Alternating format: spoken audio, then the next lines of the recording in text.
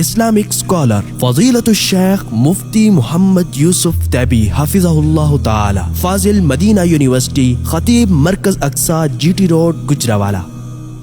السلام علیکم ورحمۃ اللہ وبرکاتہ۔ میں ہوں محمد یوسف تیبی اور آج ہم ایک نہایت حساس موضوع پر بات کرنا چاہ رہے ہیں۔ وہ ہر گھر کا مسئلہ ہے، پوری امت اسلامیہ بلکہ پورے عالم کا، کافر ہوں یا مسلمان ہوں سب کا، اور ہر گھر کا اور ذاتی مسئلہ ہے۔ وہ یہ ہے کہ آئے دن چیزوں کی قیمتیں بڑھ جاتی ہیں اور آئے دن ہم دیکھتے ہیں کہ ہر چیز مہنگی سے مہنگی تر ہوتی چلی جا رہی ہے۔ اس کی کیا وجہ ہے؟ اس کو انگریزی میں انفلیشن کہہ دیتے ہیں۔ انفلیشن کیوں بڑھتی ہے؟ اس لیے کہ ہماری کرنسی وہ اصلی نہیں ہے جو کہ پہلے میٹل کی کرنسی ہوا کرتی تھی، اور وہ اپنی قیمت کسی حد تک برقرار رکھتی تھی۔ اب ہم آ گئے کاغذوں پر، اور کاغذوں کے بعد اب ہم آ گئے جناب پلاسٹک کرنسی پر، کارڈ کے ذریعے اپنی خرید و فروخت کرنے پر، اور اس کے بعد ابھی اگلی لیئر آ رہی ہے کرپٹو کرنسی کی اور ڈیجیٹل کرنسی کی، کہ موبائل فون سے آپ ڈیجٹس کو ادھر بھیج دو، ڈیجٹس کو ادھر بھیج دو اور پیمنٹ کر لو، اور نہایت آسانیاں پیدا ہو رہی ہیں۔ لیکن اس کے پیچھے نقصان کیا ہو رہا ہے، اس پر آج ہم بات کریں گے، اور ہمارے ساتھ آج اس بحث میں شریک ہوں گے ڈاکٹر قادری صاحب۔ ہم محمد یونس قادری صاحب تشریف فرما ہے ہمارے ساتھ آن لائن، اور یہ انہوں نے پی ایچ ڈی کی ہوئی ہے اور ماشاءاللہ سے اس موضوع پر کئی کتابیں لکھ چکے ہیں، اور کئی اسلامی معیشت کے ماڈل بھی تیار کر چکے ہیں جو قابل عمل ہیں۔ اگر ان پر عمل کیا جائے تو ملک کی معیشت اسلامائز بھی ہو سکتی ہے حقیقی طور پر، اور اس میں ظاہر سی بات ہے اسلام میں سب کا فائدہ ہی فائدہ ہے۔ تو ہم بات شروع کرتے ہیں ڈاکٹر صاحب سے۔ السلام علیکم ڈاکٹر محمد یونس قادری صاحب، اہلا و سہلا۔ وعلیکم السلام۔ اللہ تعالیٰ آپ کو جزائے خیر دے، آپ نے وقت نکالا اور ہمارے ساتھ تشریف فرما ہوئے۔ میں بلا تمہید یہ بات کرنا چاہوں گا کہ ایک شخص وہ موبائل فون سے یا چیک کے ذریعے کسی چیز کی پیمنٹ کرتا ہے، کوئی چیز خریدتا ہے اور اس کی پیمنٹ کر دیتا ہے، اور دوسرا شخص جیب سے کرنسی نکالتا ہے اور اس کی پیمنٹ کرتا ہے۔ تو اکنامکس کے حساب سے ان دونوں باتوں سے کس کو فائدہ ہوتا ہے اور کس کو نقصان ہوتا ہے؟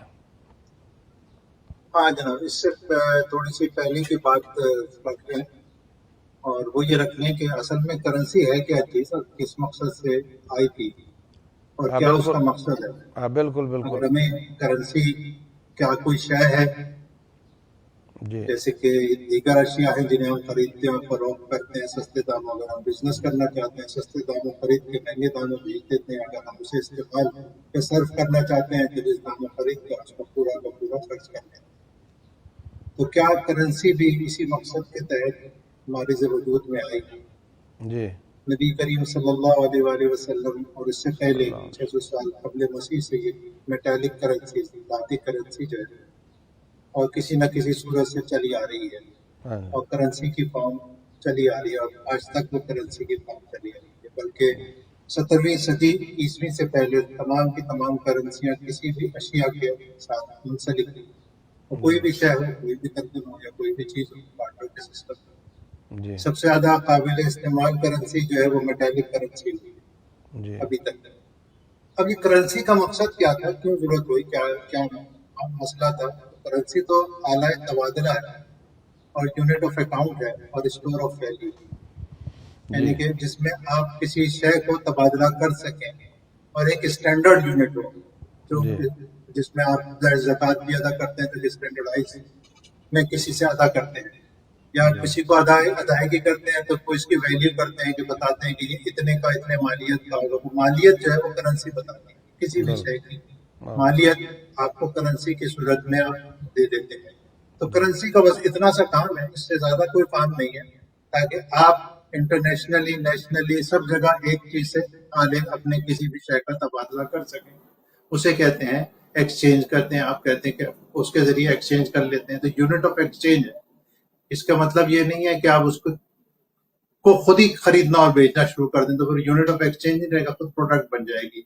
تو کرنسی جو اتنی ڈیلیکیٹ چیز ہے, اب یہ ڈیجیٹلائزیشن کے بعد یہ ڈیلیکیٹ چیز کیا بن جاتی ہے, کیا شکل اختیار کر لیتی ہے, یہ بڑی ایک پیچیدہ چیز ہے. تو میں تھوڑا اس کے اوپر جو ہے, میں ایک منٹ مجھے دیں, میں ایک بات جو ڈاکٹر صاحب کی بات ہے اس میں تھوڑا ایڈ کرنا چاہ رہا ہوں کہ ایک چیز یہ ہے کہ میں چاول سے گندم خریدنا چاہ رہا ہوں. لوگ عہد نبوت میں جاتے تھے منڈی میں, کوئی کھجور دے کر دال خریدنا چاہ رہا ہے, وہ سب چلتا تھا. لیکن بسا اوقات میں جو بازار میں چیزیں مل رہی ہیں میرے چاول کے مقابلے میں یا میری گندم کے مقابلے میں, وہ مجھے نہیں چاہیے ہیں. تو پھر ایک بنیادی اور ایک چیز ایسی ہے کہ جو ہر ایک کو چاہیے ہے, وہ کرنسی ہے. تو میں اس کو پیسے کے ساتھ اپنے چاول بیچ لوں اور پیسے کے ساتھ میں جو چاہوں خرید لوں. تو اس وجہ سے یہ جو کرنسی تھی بالکل متداول بھی تھی, اور نبی صلی اللہ علیہ وسلم نے ہر وہ معاملات میں ہر وہ کام جو پیچھے سے چلتا آ رہا تھا اس کی اصلاح فرمائی ہے, اور جو باقی رکھنا تھا باقی رہنے دیا, جو اس قابل اصلاح تھا اس کی اصلاح کر دی.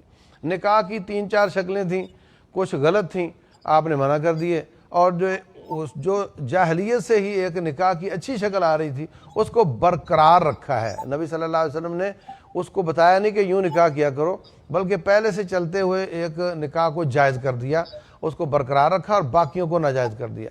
معاملات میں بھی آپ نے روٹین میں جو لوگ ہوتے ہیں جناب کہ میرا سکہ چلنا چاہیے, میں حکمران ہوں, میرا سکہ یہاں چلنا چاہیے, آپ نے ایسا نہیں کیا, بلکہ جو کرنسی پہلے سے چلتی آ رہی تھی وہ اسی کو چلنے دیا, اور اپنے نام کی کرنسی آپ نے منٹ نہیں کروائی, اس لیے کہ جو معاملات درست چل رہے ہیں ان کو چلنے دو, اور جو قابل اصلاح ہے اس کی اصلاح کر دو. کئی لوگ سوال کرتے ہیں کہ جی تم لوگ بات تو بہت کرتے ہو اور آپ کے پاس متبادل ہے کیا, آپ کو متبادل تو پیش نہیں کرتے ہو. تو میری عرض یہ ہے کہ جو کچھ چل رہا ہے وہ جو عہد نبوت سے پہلے چل رہا تھا, آپ نے تبدیل تو کیا نہیں اس کو, صرف غلط چیزوں کو آپ نے غلط قرار دیا ہے اور اس کی اصلاح فرما دی ہے.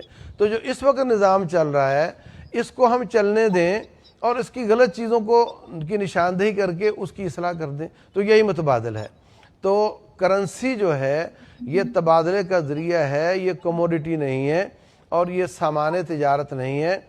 جو سامان تجارت ہوتا ہے جیسے گاڑی ہے, مکان ہے, دکان ہے, اس کو کرائے پہ دیا جا سکتا ہے, مگر کوئی اگر کرنسی کو کرائے پر دیتا ہے تو وہ سود کہلاتا ہے. میں نے دکان آپ کو 1 سال کے لیے دی, آپ نے مجھے اس کا کرایہ دیا, میں نے 10 لاکھ آپ کو 1 سال کے لیے دیا, آپ نے مجھے اضافہ دیا, تو ہر شخص اس کو سود مانتا ہے. تو کرنسی کو کرائے پر نہیں دیا جا سکتا, اور کرنسی کو آپ اپنی خرید و فروخت کا ذریعہ بنا دیں کہ میں اتنے ڈالر لے کے رکھ لوں اور اتنی دیر بعد بیچوں تو مجھے اتنا نفع ہو جائے گا.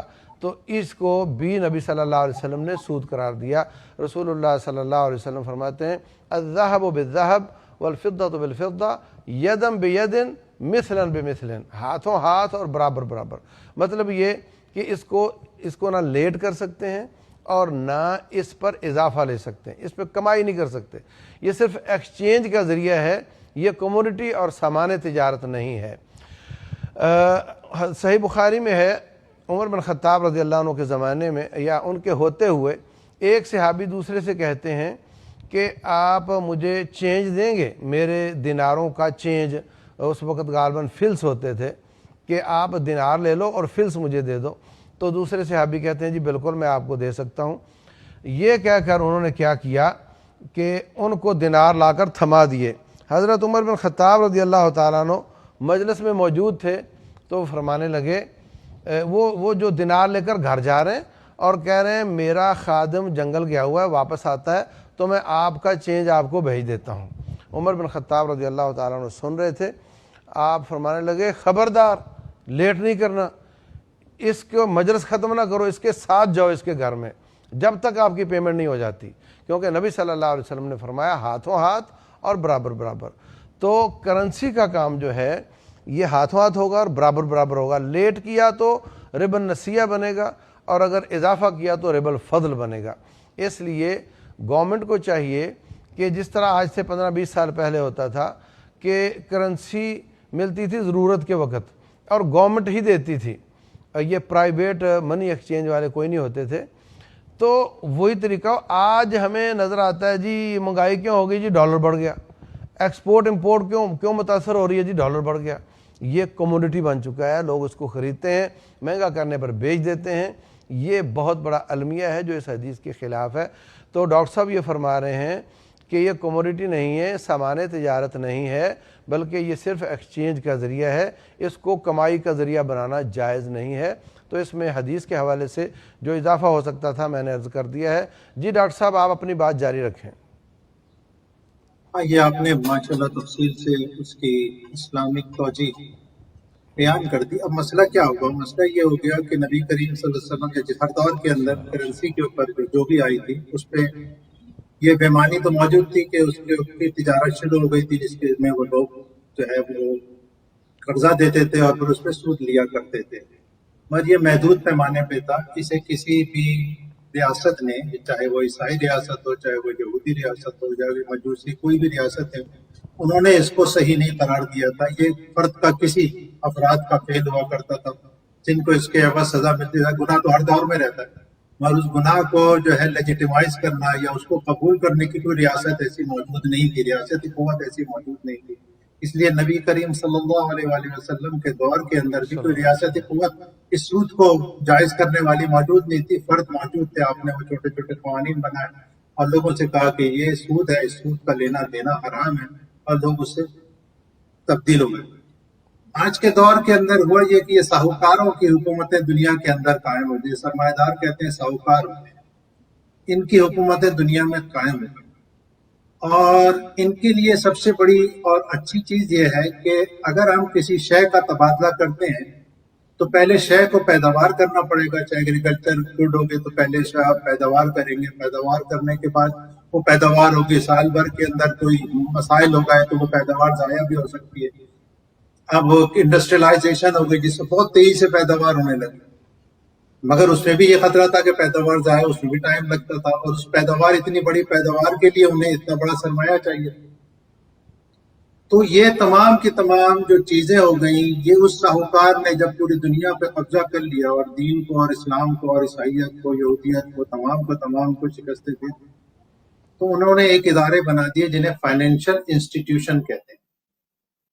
قبل 17ویں صدی فائنینشل انسٹیٹیوشن جو ہے نہیں موجود ہوتی، یعنی ادارتی سب بندی نہیں تھی اس سود کی. اس سود کو کوئی ادارتی سب بندی نہیں کرتا تھا، فرد تھے.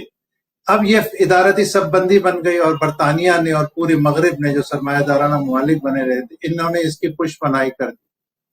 بینک آف انگلینڈ پہلا یہ ساہوکاروں کا ادارہ بنا جسے بینک آف انگلینڈ کہتے ہیں.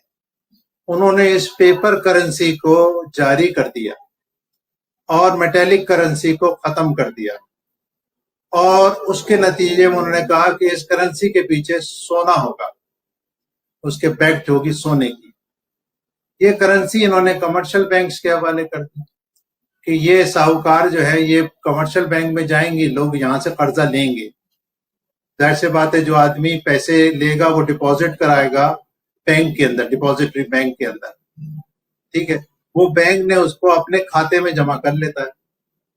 اس کھاتے کے اوپر اگر $1,000 یا $1,000 کا یا $1 بلین یا $1 ملین کے کھاتے جمع ہو گئے، تو وہ اس کے اگینسٹ کہتا ہے کہ اب میں، کیونکہ میں ایک تجارتی ادارہ ہوں، میں اس زر کو خرید و فروخت کر کے اس کے نتیجے میں تجارت کروں گا. اس کے سے پہلے کوئی ادارہ دنیا کے اندر قائم نہیں تھا جو زر کی خرید و فروخت کرتا ہو.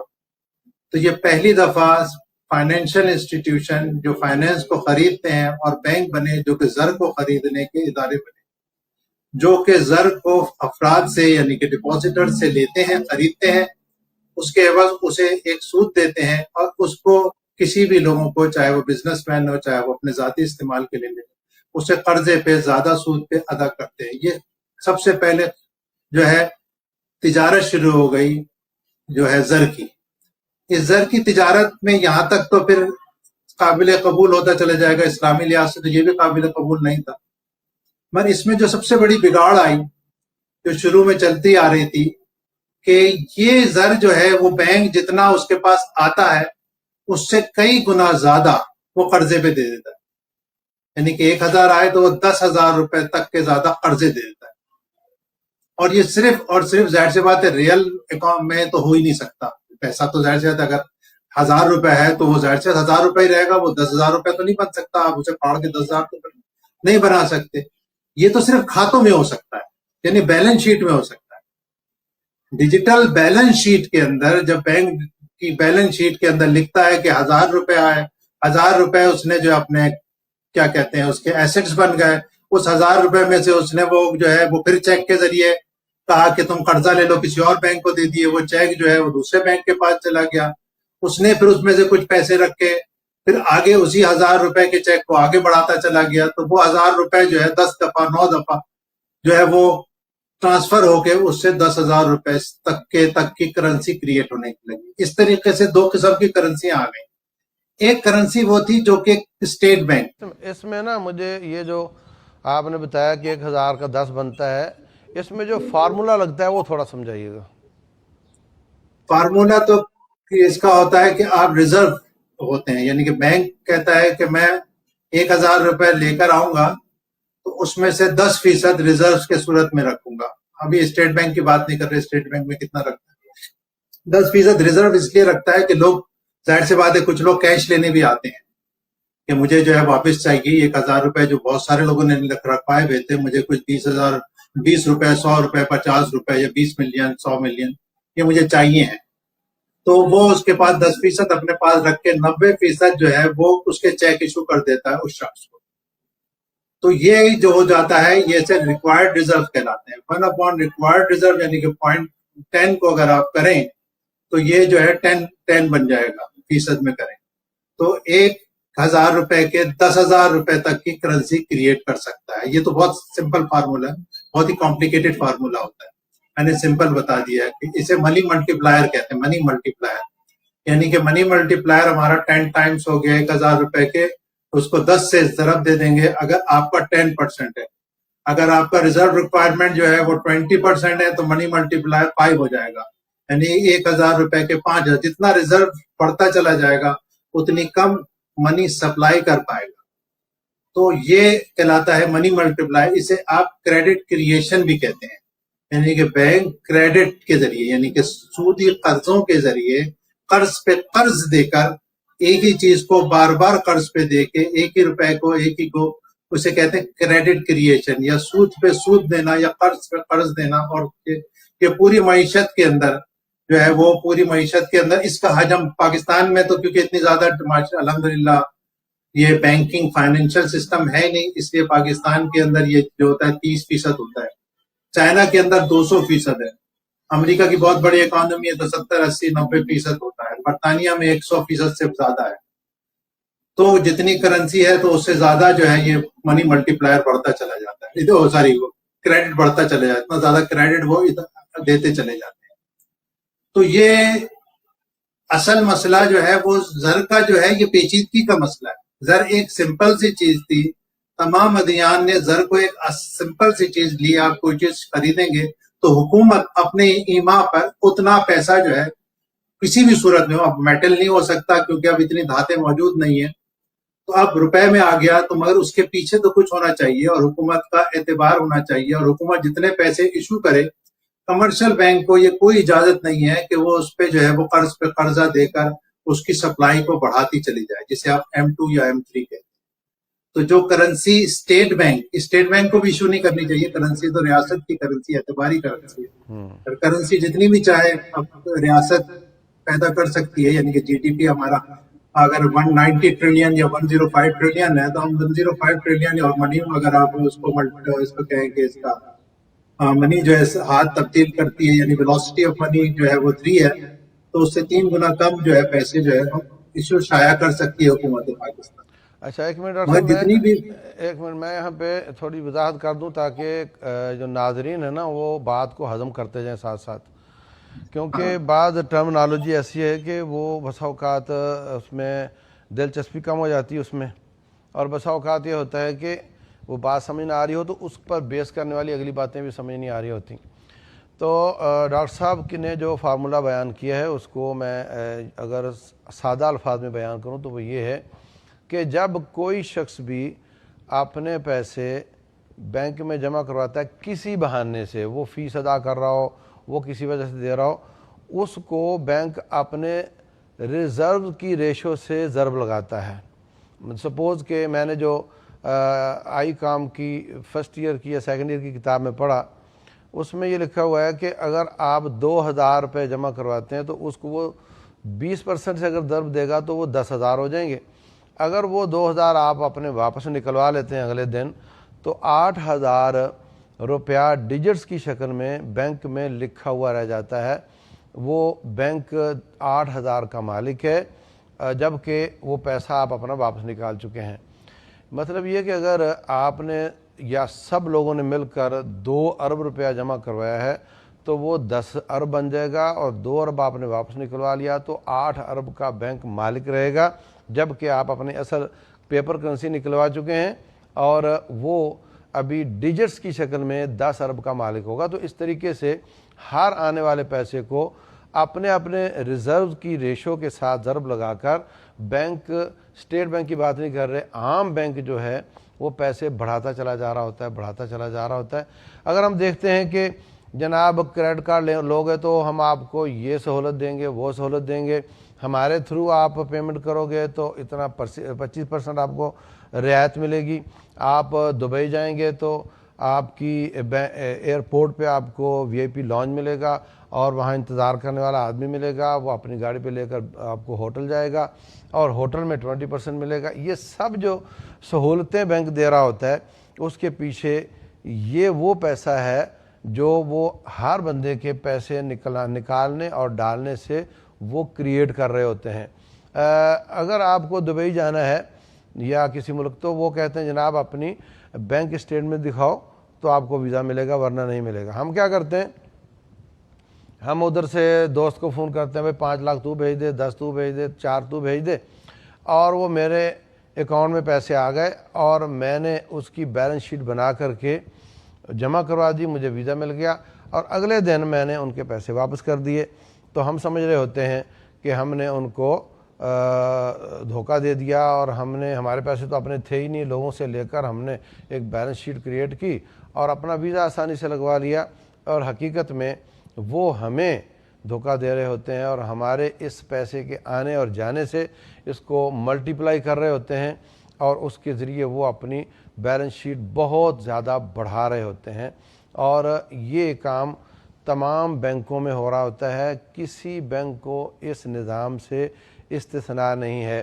تو میں اس کی مزید وضاحت ڈاکٹر محمد یونس قادری کراچی سے، ان سے میں مزید پوچھنا چاہوں گا کہ یہ جو ملٹی پلائر کا سسٹم ہے کیا اس سے پاکستان کا کوئی بینک مستثنا ہے؟ نہیں، اس سے تو کوئی بینک مستثنا نہیں ہوتا۔ یہ اسلامی بینک اور دوسرے نہیں، اسلامی بینک بھی نہیں۔ اسلامی بینک کیسے؟ اسلامی بینک تو اسی طریقے سے کام کرتے ہیں جیسے کنونشنل بینک کرتے ہیں، تو اس کے اندر ان کا ریٹ آف ریٹرن بھی وہی ہوتا ہے جو کہ کنونشنل بینک کا ہوتا ہے، آئیبور کے ذریعے ڈٹرمن کرتے ہیں۔ تو وہ ان کا ریٹ آف ریٹرن اور ان کا ریٹ آف ریٹرن ایک ہی ہوتا ہے، وہ بھی اسی طریقے سے اس کو جو ہے وہ ان کے پاس منی ملٹی پلائر اسی طریقے سے کام کرتا ہے اور کریڈٹ کریشن کرتے چلے جاتے ہیں۔ اس سے کوئی مستثنا بینک نہیں ہے، اگر وہ ہمارے سسٹم کے اندر موجود ہے تو اس کا استثنا نہیں ہے۔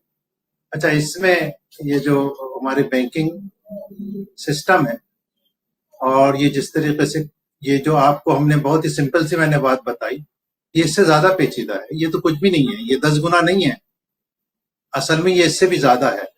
اور جو لوگ کہتے ہیں کہ بینک کے اندر کریڈٹ کریشن ہم بند کر دیں گے اسلامی بینک، تو بینک کا تو منافع جو 2% ہے یا 5% ہے جو کہ وہ یعنی کہ ڈپازیٹر اور انویسٹر کے درمیان رہتا ہے، وہ تھوڑی منافع ہے، اس کو وہ تو بہت کم ہے۔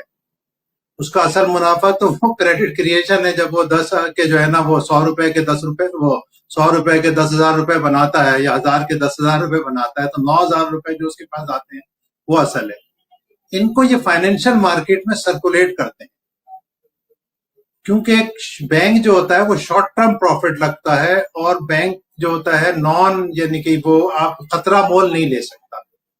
اس لیے اسلامی بینک جو یہ کہہ رہے ہیں کہ ہم بینک میں مداربت کریں گے تو یہ ناممکن ہے. بینک میں مداربت نہیں ہو سکتی. مداربت تو لانگ ٹرم کا کام ہے. مداربت کوئی شارٹ ٹرم تھوڑی ہے. میں آپ کو مداربت میں پیسے لگا کے کل آپ کو دے دوں گا منافع. ظاہر سی بات ہے مداربت میں نہیں ہو سکتا. اجارہ مرابہ یہ جو چیزیں نکالی ہیں یعنی بے کی چیزیں اس میں ہو سکتا ہے مگر مداربت میں یہ نہیں ہو سکتا. اس لیے بینک جو ہے یہ صرف یہ نہیں ہے بلکہ یہ ڈیریویٹیوز کے ذریعے یہ پیسے جو ہے نا کئی گنا اور لمحوں اور منٹوں کے اندر یعنی کہ جس بینک کے پاس بھی جو ریزرو موجود ہوتا ہے فوری کے طور پر وہ کسی نہ کسی کو دے دیتا ہے اور اس کے ذریعے راتوں اس سے سود کماتا رہتا ہے. راتوں گھنٹوں منٹوں میں یہ سود چلتا رہتا ہے اور کوئی بینک اس سے 24 گھنٹے کے اندر مستثنا نہیں ہے. اور اسی لیے فائنینشیل مارکیٹ کی گروتھ ریٹ پروڈکشن مارکیٹ سے کئی گنا زیادہ ہے اور کئی گنا بڑی اکانومی یعنی امریکہ کی مجھے ابھی سے ایگزیکٹ فگرز نہیں یاد ہیں تو مگر اس کی پروڈکشن مارکیٹ سے بہت بڑی ہے. پاکستان میں کیونکہ فائنینشیل مارکیٹ بہت زیادہ نہیں ہے اور لوگ اس میں الحمدللہ جاتے نہیں ہیں اس لیے پاکستان کی اکانومی فائنینشیل مارکیٹ کے اندر کم ہے. اب مسئلہ یہی آ رہا ہے کہ آئی ایم ایف پاکستان سے یہ کہہ رہا ہے کہ تمہاری اکانومی جو ہے وہ اس لیے کم ہے کہ لوگوں کی زیادہ تر ٹرانزیکشن جو ہیں وہ بینک سے باہر ہو رہی ہیں اور لوگ اپنی کرنسی بینک میں بھی ہوتی ہے تو بینک سے نکلوا کے پھر اس کو پیمنٹ کر دیتے ہیں. یعنی کہ میں نے پھر بھی میں اپنے پیسے رکھتا ہوں تھوڑے دن میں نکال لیتا ہوں اور مجھے آپ کو ادا کرنا ہے تو میں آپ کو کیش کی صورت میں ادا کرتا ہوں.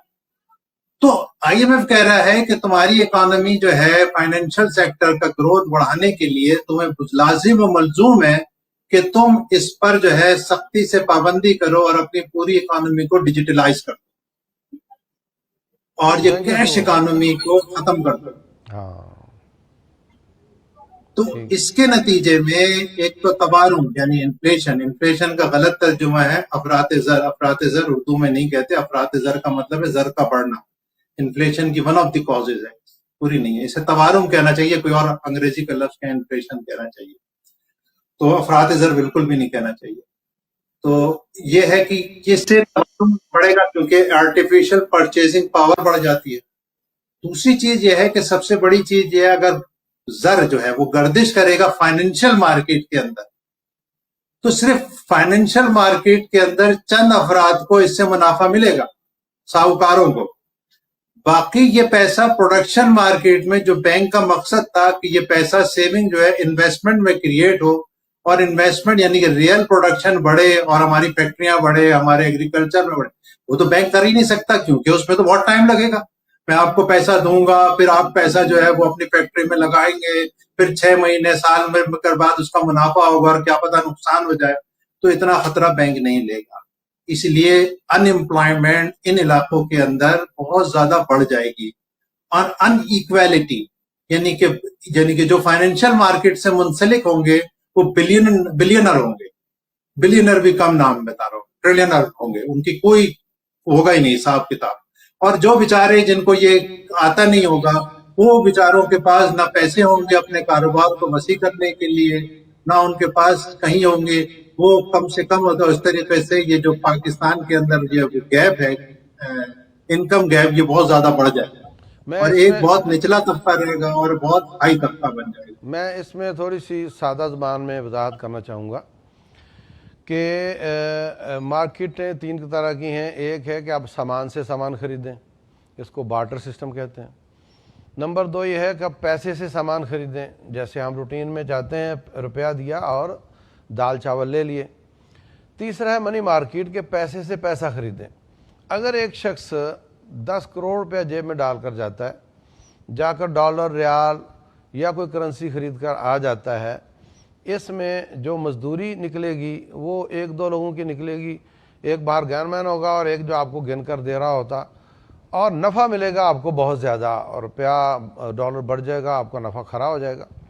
یہی 10 کروڑ روپیہ اگر آپ کسی اجناس کی منڈی میں لے جائیں آپ گندم خرید لیں چاول لے لیں تو آپ اندازہ لگائیں کہ جس نے ہل چلایا جس نے بیج بیچا اور جس نے پانی اور ٹیوب ویل اور اس کے مکینک اور اس کا پیٹرول اور اس کے پمپس اور اس کے بعد جو کٹے اور توڑے بنے اور اس کا سٹف جس نے بنایا، جس نے ان کو وہ بنایا، جس نے اس کو چھاپا، جس نے سیا، جس نے تھوک والے نے بیچا، پرچون والے نے، اور لا کر کے بھرائی ہوئی، سلائی ہوئی، اٹھایا، اس کو لوڈ ان لوڈ کیا ٹرک والا اور ٹرک کا مکینک، اور راستے میں جہاں جہاں، تو ایک دم پورے علاقے میں ہلچل آ جائے گی اور مزدوریاں نکلیں گی۔ قرآن کہتا ہے، رب ذوالجلال فرماتے ہیں کہ لا یکون دولۃ بین الاغنیاء منکم، ہم چاہتے ہیں کہ پیسہ صرف غنیوں کے پاس نہ ہو بلکہ وہ نیچے تک جائے۔ اسلام چاہتا ہے کہ اگر کوئی غریب ہے تو غربت کے خط سے تھوڑا اوپر جیے، اور اگر امیر ہے تو وہ ایک قارون بننے سے تھوڑا نیچے جیے۔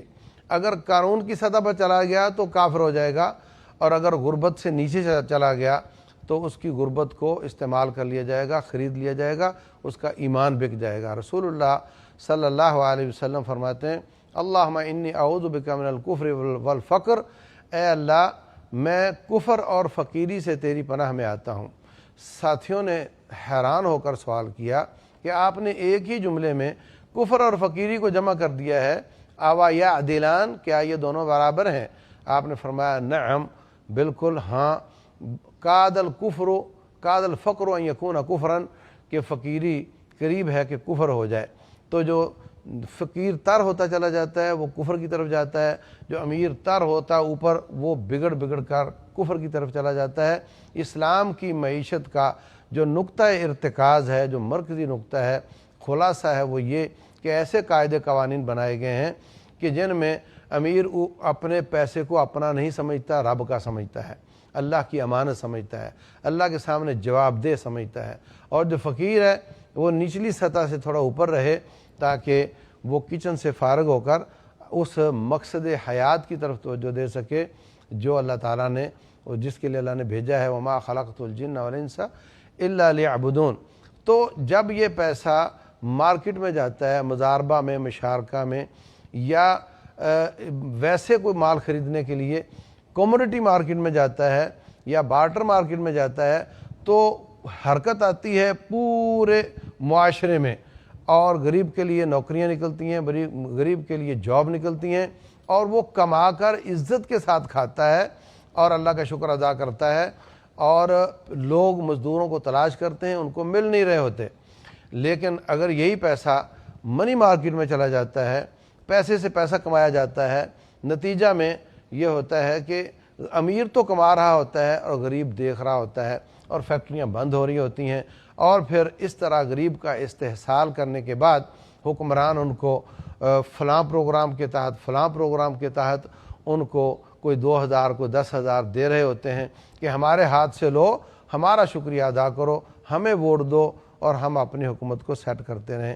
یہ طریقہ یہ نئے زمانے کے حکمرانوں کا اور نئے زمانے کے یہ جو استحصالی نظام ہے اس کا ہے، اور جو نبوی نظام ہے صلی اللہ علیہ وسلم، اس میں یہ ہے کہ پیسہ منی مارکیٹ میں بالکل نہ لگایا جائے، منی مارکیٹ میں پیسہ نہ کمایا جائے، سارا پیسہ کموڈٹی مارکیٹ میں جائے، اور خود ہی فیکٹریاں چلیں اور پیداوار بڑھے اور لوگوں کی جاب نکلے، اور وہ کما کر عزت کے ساتھ جئیں اور عزت کے ساتھ کھائیں۔ ان کی فیکٹریاں بند کروا کر ان کے ہاتھ پہ تھوڑا پیسہ رکھ دینا یہ طریقہ نہیں، اور تنظیمیں بنا کر مختلف قسم کی غربت کو ختم کرنے کی کوشش کرنا یہ طریقہ نہیں ہے۔ طریقہ یہ ہے کہ منی مارکیٹ کو منیمائز کیا جائے اور کموڈٹی مارکیٹ کو اور بارٹر کو میکسیمائز کیا جائے تاکہ غریبوں کے لیے جابیں نکلیں اور وہ خود کما کر کے کھائیں۔ یہ طریقہ اسلام کا طریقہ ہے۔ تو جتنا پیسہ ادھر جائے گا اتنا غریب پسے گا، اور جتنا ادھر آئے گا منی مارکیٹ سے ہٹے گا اتنا غریب بحال ہوگا، اور غربت ختم نہیں ہوگی، قیامت تک ختم نہیں ہوگی، غریب بحال ضرور ہوگا۔ اسلام میں رب ذوالجلال والاکرام نے فرمایا انظر کیف فضلنا بعضهم علی بعض وللآخرۃ اکبر درجات واکبر تفضیلا۔ آپ دیکھیں کہ کیسے ہم نے بعض کو بعض پر فضیلت دی ہے۔ عہد نبوت میں بھی غریب تھے، امیر تھے، آپ نے غربت ختم نہیں کی۔ اگر غربت ختم ہو جائے تو کائنات ختم ہو جائے گی، اس لیے کہ جب غریبی نہیں ہوگا، ہر بندہ 10 کروڑ سے اوپر والا ہوگا تو مزدوریاں کون کرے گا، بوئے گا کون، کاٹے گا کون؟ تو یہ اللہ تعالیٰ کی کمال حکمت ہے، رب ذوالجلال نے اس کو رکھا ہوا ہے۔ وہ اللہ نے پیدا ہونے سے پہلے لکھ دیا تھا بکتب رزق ہی و اجل ہی و عمل ہی و شقی ام سعید، کہ اس کو کتنا کمانا ہے اور کتنا اسے نکھانا ہے، وہ پورا کرے گا۔ رسول اللہ صلی اللہ علیہ وسلم فرماتے ہیں القی فی روعی ان النفس لن تموت حتی تستکمل رزقہا، میرے دل میں اللہ تعالیٰ نے یہ بات ڈالی ہے، وحی کی ہے کہ کوئی شخص اس وقت تک مرے گا نہیں جب تک اپنا رزق پورا نہ لے لے۔ فاجملوا فی الطلب، طلب کرنے کا طریقہ اچھا رکھو، کمانے کا طریقہ اچھا رکھو۔ تو ڈاکٹر صاحب کی مراد یہاں یہ ہے کہ پیسہ منی مارکیٹ میں نہ جائے، اگر جاتا ہے جائے لیکن کمائی کا ذریعہ نہ بنے، وہ کمائی کا ذریعہ کموڈیٹی مارکیٹ اور بارٹر مارکیٹ ہونی چاہیے۔ یہ مختصر طریقے سے بات کو، کوزے کو دریا میں بند کر دیا ہے۔ اللہ ان کو جزائے خیر دے۔ جی ڈاکٹر صاحب، تو آپ کے ان باتوں سے اب خلاصہ یہ نکلتا ہے کہ اگر آئی ایم ایف نے یہ حکم دیا ہے کہ آپ لوگوں کو زیادہ سے زیادہ کریڈٹ کارڈ پر لائیں اور بینکوں کے تھری پیمنٹ کروائیں تاکہ جو کریڈٹ کریشن بڑھے اور آپ کی معیشت بحال ہو، تو اس کا مطلب یہ ہوا کہ میں اگر جیب سے پیسہ نکال کر جوتی خریدتا ہوں تو اس سے بینک کو فائدہ نہیں ہوتا، اور اگر میں کریڈٹ کارڈ سے پیمنٹ کرتا ہوں تو اس سے بینک کو فائدہ ہوتا ہے، ملٹی پلائر ان کا حرکت میں آتا ہے۔ کیا میں صحیح سمجھاؤں؟ ہاں جی ہاں، بالکل آپ نے یہ صحیح درست نشاندہی کی ہے، اور میں تھوڑا سا اس میں یہ اضافہ کر دیتا ہوں کہ اصل میں پاکستان اکانومی جو ہے، جو فارمل سیکٹر ہے، یعنی کہ جو حکومت کی گرفت میں ہے، جس کا اعداد و شمار حکومت کے پاس ہے، وہ جو اعداد و شمار ہے وہ بہت کم ہے۔ وہ اکانومی کا کہا جاتا ہے کہ 20 سے 30% ہے، 70 سے 80% انفارمل سیکٹر ہے، جس کے اعداد و شمار حکومت کے پاکستان کے پاس نہیں، اور یہ 70 سے 80% جو ہے بہت تیزی سے گرو کر رہا ہے پاکستان کے اندر، اور پاکستان معیشت بڑی استحکام کی صورت میں ہے، اور اس کی پرچیزنگ پاور، یہ بڑی عجیب سی بات ہے کیونکہ جو فیکٹس اینڈ فگر دیے جاتے ہیں وہ جو فارمل سیکٹر کے دیے جاتے ہیں، وہ تو ان کے ہاتھوں میں ہے جو پاکستان کو تباہ کرنا چاہ رہے ہیں، اس لیے وہ تباہی کے دائرے میں ہیں۔ یعنی کہ آئی ایم ایف سے پہلے پاکستان جو کر رہا تھا گروتھ ریٹ، وہ 5, 7, 8% کے حساب سے کر رہا تھا، یعنی کہ 1990 سے پہلے تو، اور 1990 سے پہلے چائنا، انڈیا اور بنگلہ دیش 70 کے بعد، اور یہ تمام ممالک پاکستان سے بہت پیچھے تھے، یہ 3 یا 4% کے حساب سے گرو کر رہے تھے۔ پوری ایشیا کے اندر اور ساؤتھ ایشیا کے اندر پاکستان ٹائیگر تھا، اس کے پاس بہت اچھی ایکسپورٹ تھی، امپورٹ بہت کم تھی، اور تمام اکانومی بڑی حالت میں، بڑی اچھی حالت میں تھی۔ جب آئی ایم ایف آیا تو پاکستان کی گروتھ ریٹ جو ہے 2009 پہ 1990 میں نیگیٹو ہو گئی، اور ہم بڑی مشکل سے ابھی ہم کہہ رہے ہیں 2.3 تک ہم پہنچ جائیں گے، اکانومی گروتھ ریٹ کرتی چلی جائے گی۔ اچھا، یہ حالت تو انڈیا 7% کہہ رہا ہے کہ ہماری گروتھ ریٹ ہوگی، چائنا جو ہے وہ کہہ رہا ہے کہ میری بھی 7-8% ہو گئی، حتیٰ کہ بنگلہ دیش بھی 6% کے حساب سے اکانومی چل رہی ہے۔ تو ہماری فارمل سیکٹر کو آئی ایم ایف نے اپنے گرفت میں رکھ کر اس گروئنگ اکانومی کو جو ہمارے پاس تھی اس کو جو ہے بیڑا غرق کر دیا۔ اب وہ چاہ رہا ہے کہ جو 80% اکانومی آپ کی اسٹرانگ ہے، کیونکہ پاپولیشن بہت زیادہ ہے، اس لیے پرچیزنگ پاور بہت زیادہ ہے، لوگوں کے پاس جو پیسہ بینکوں میں نہیں ہے ہاتھوں میں ہے، اور تو وہ بہت زیادہ ان پہ، یعنی کہ وہ پتارے والے کے پاس بہت زیادہ پیسہ ہے، وہ چھوٹے بزنس مین کے پاس بہت زیادہ پیسہ ہے، تو وہ پیسہ چاہ رہا ہے کہ وہ پورا کا پورا فارمل سیکٹر پہ آ جائے اور پوری کی پوری پاکستانی معیشت کو وہ کنٹرول میں کر کے اپنے قبضے میں کر لے، اور جب چاہے پاکستان کی پوری معیشت جو ہے فقر و فاقے میں ہو جائے، اور کل ہم کہیں کہ ہمیں جو ہے کھانے کے لیے، پینے کے لیے، سب کے لیے جو ہے ہمیں جو ہے وہ ڈالر چاہیے، ہمیں امداد چاہیے، اور بچہ وہ امداد لے لے۔ ابھی تو صرف سرکاری سطح پہ یہ امداد چل رہی ہے، ہم امداد نہیں لیتے، ہم کوئی قرضہ نہیں لیتے۔ تو اس پوری اکانومی کو وہ قبضے میں کرنا چاہتا ہے، اور حکومت جو وقت ہے وہ اس بات کو جان نہیں رہی ہے کہ اس کا ہدف ظاہر سی بات ہے صرف حکومت نہیں ہے، پوری پاکستان اکانومی ہے۔ ہمارا جو کیا کہتے ہیں ایٹمی جو ہے ہمارے پاس اسلحہ وہ موجود ہے، اس ایٹمی پاکستان کو تباہ کرنا ہے، اس کی معیشت کو باج گزار کرنا ہے امریکہ کے، تو اس کے لیے پاکستانی معیشت کو ڈیجیٹلائز کر کے پوری معیشت کو یہ تباہ کرنا چاہتے ہیں۔ مجھے یقین ہے کہ ہمارے جو حکمران ہیں، جو مخلصین حکمران ہیں، ظاہر اس میں بہت سارے ایجنٹ بھی ہیں، مگر الحمدللہ مخلصین بھی بہت زیادہ ہیں. ایسا نہیں ہے کہ 100% ایجنٹ ہیں باقی کوئی نہیں ہے، ورنہ پاکستان تباہ ہو جاتا. بڑے مخلصین ہیں. ہم ان سے التجا کرتے ہیں، درخواست کرتے ہیں کہ وہ آگے آئے اور اس سلسلے میں اپنے وہ کریں، اور پاکستانی معیشت کو یہ جو بے پاک بے لگام ڈیجیٹلائزیشن ہے اس سے دور کریں اور پاکستانی معیشت کو اسلامی معیشت کے اصولوں کے مطابق چلائیں، جس کا فیصلہ بھی آ چکا ہے. اللہ تعالیٰ آپ کو جزائے خیر دے. وقت کافی ہو گیا ہے، اور جو تھی وہ کرپٹو کی بات وہ پھر کسی اور مجلس پہ رکھ لیتے ہیں. اللہ تبارک و تعالی ہمارا حامی و ناصر ہو، ملک کا محافظ ہو، اور رب ذوالجلال مخلصین کی کاوشوں میں برکت فرمائے، اور جو باتیں کی گئی ہیں وہ اخلاص کے ساتھ خیر خواہی کی نیت سے کی گئی ہیں، اور کسی کو نیچا دکھانا یا کسی کی مخالفت کرنا دل میں مقصود نہیں ہے. اللہ تبارک و تعالی مزید خلوص میں اضافہ فرمائے، اور اللہ تبارک و تعالی آپ کی کاوشوں میں بھی برکت کرے. واللہ اعلم. پروگرام کو ختم کرنے سے پہلے اگر آپ کوئی بات کرنا چاہتے ہیں، ورنہ اس کو ہم ختم کر رہے ہیں. ہاں، میں یہ بتا دوں کہ یہ ڈیجیٹل کرنسی اور کرپٹو کرنسی میں فرق ہے. آئندہ انشاءاللہ تعالیٰ جب ہم دیکھیں گے، جو کرپٹو کرنسی ہے وہ پوری کی پوری اسپیکولیٹو کرنسی ہے، وہ کرنسی نہیں ہے، وہ اسٹاک ہے، جی اس کا تعلق کوئی کرنسی سے نہیں ہے. جبکہ ڈیجیٹل ایک کرنسی کی ایک فارم ہے. جی تو یہ بات یاد رکھیں. ابھی ہم ڈیجیٹلائزیشن کی طرف جا رہے ہیں، کرپٹو کی طرف ابھی تک ہم نہیں گئے ہیں. اس کا ایک پروپوزل ہے حکومت کے پاس کہ وہ اس طرف چلے جائے، اور دیکھتے ہیں کہ اس کی طرف جانا میرا خیال ہے بہت مشکل ہے پاکستان میں.